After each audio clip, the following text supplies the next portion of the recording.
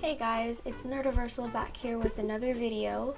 This time, I'm drawing another OC. I haven't done this in like 3 weeks, and I had fun with this one. Crazy, wouldn't believe it, right?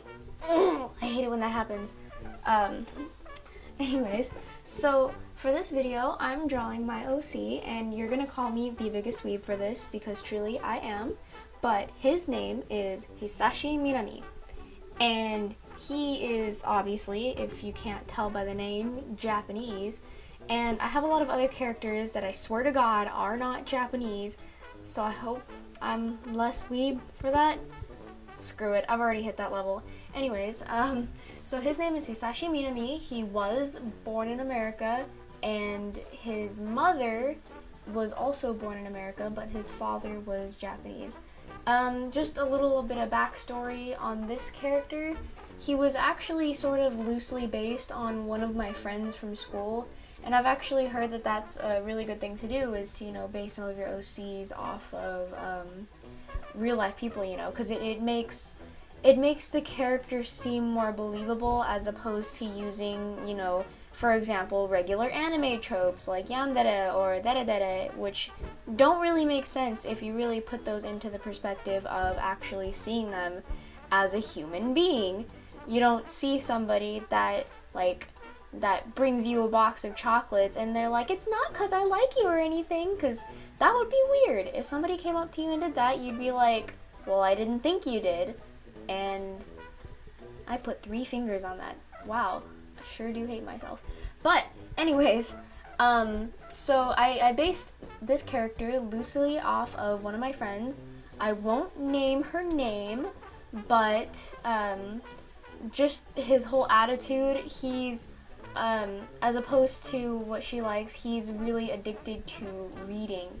He loves to read, he loves adventure because of this, because he always sees people, or he's always reading about adventures, and so he has always sort of wanted one for his own.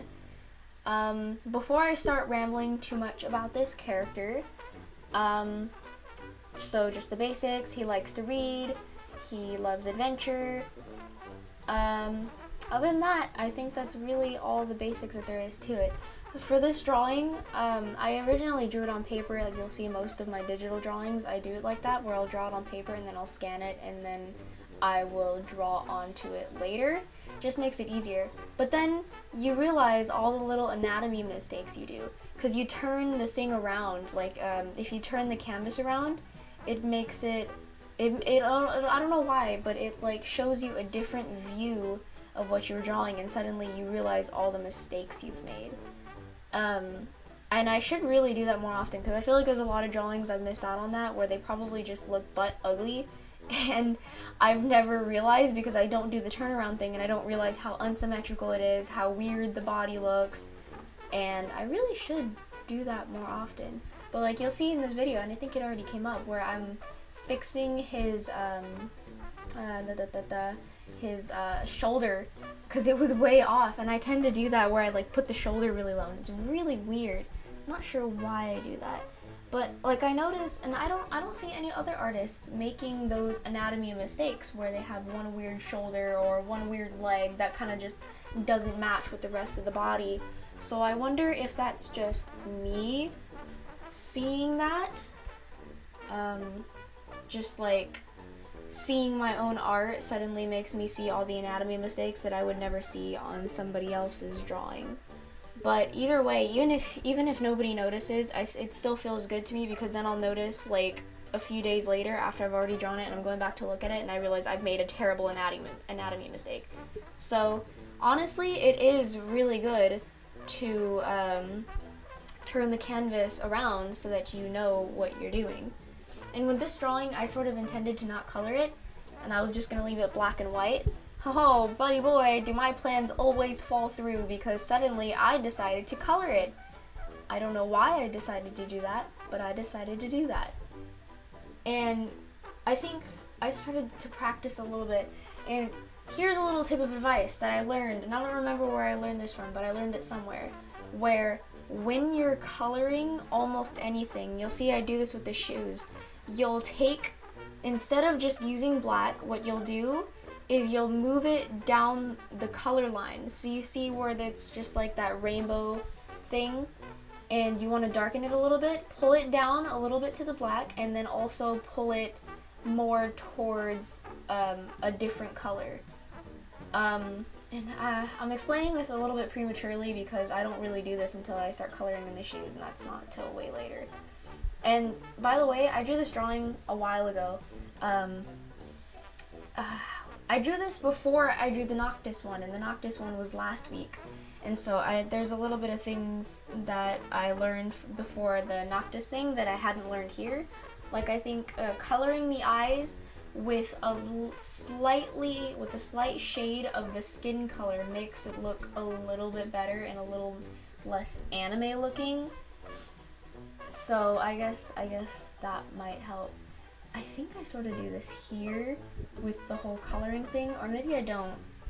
I guess I don't do this. Yeah, I'm just coloring in the pants right now. So when you're coloring, it's what I usually do, and I don't know if all the other artists do it, but I would recommend this, is you lay down base color first. And so you start coloring with the color that you want, and then you slowly start to go in and you start to add your shading and lighting and wrinkles and all that stuff. And it just, oh, I did it again. Put it on the wrong layer. But anyways, you start going in with your colors and stuff, and that's, again, with the sorry, I had to burp. But that's where you start to go in with all the color hues and make sure that you don't color with black, because that just looks bad. I remember when I used to color with black onto the skin, and I would wonder why the skin that I drew looked green. And I was like, what does this mean? Why is it green? Oh, I don't know. It's not like I'm coloring with black or anything. Oh, the mistakes of a beginning digital artist, or even an artist in general. I remember I used to draw digital art on this one crappy online painting thing instead of like an actual program, because I just didn't know crap. Like, I didn't know what I was doing with anything I ever did. So that's where all the bad art came out of. And I want to do redraws from stuff like that, because like I've done redraws before, and I'm thinking of a specific drawing that I did online, which I've redone before. Anyways, in a few more videos, I'm probably going to do some redraws of older things that I've done, just as next plans. When do I... here it is. Okay, so this is the hue thing. You're coloring it, and you're making it slightly closer to black, but then you're also moving it a teeny tiny bit towards, like, reddish, because you want to give it a little bit of depth. And I think I sort of ignore this, a little bit of that right here, but for the most part, that's what you're supposed to do. It gives it a little bit more depth. I think I learned that from Proko, actually. If you guys are watching this redraw, you probably know who Proko is. He teaches art on YouTube, and I think I learned that from him. I'm pretty sure.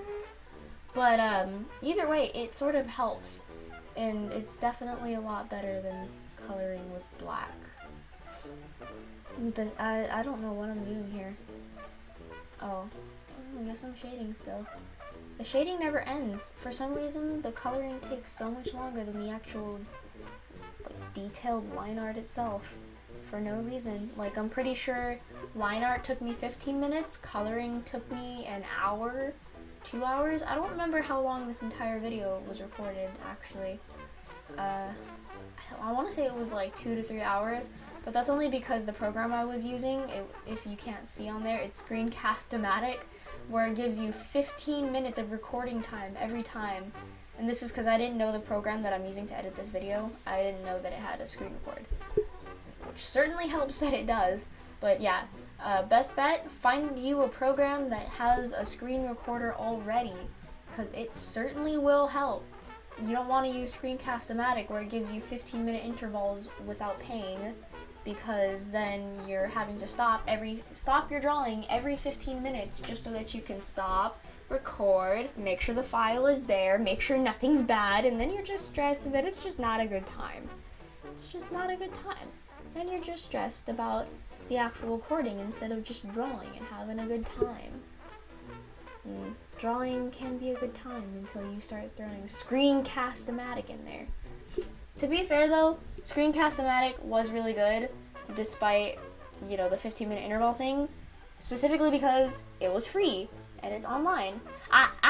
Here's the thing. Oh god, I sounded like a monkey in that. But anyways, yeah, here's the thing where you move the color. You see how the side of the shoe is like a slight purplish? I don't want to say purplish. I think, yeah, okay. It's like a magenta color because you move it down the line. And it sort of, it makes the, you know, red thing. It makes it look red, but like a cooler shade of red, you know? Cool stuff. And I was trying to come up with a background right here, and I really couldn't. Anybody have tips on backgrounds? That'd be a great idea, because I am not your girl to go to for backgrounds. I literally didn't draw backgrounds for a good 3 years of me drawing, and I've been drawing for 5 years. Would you look at that? I really do need to practice on backgrounds. Here's the shading part again. Look at that. Look at it go. Could get better at shading. That'd be a good idea.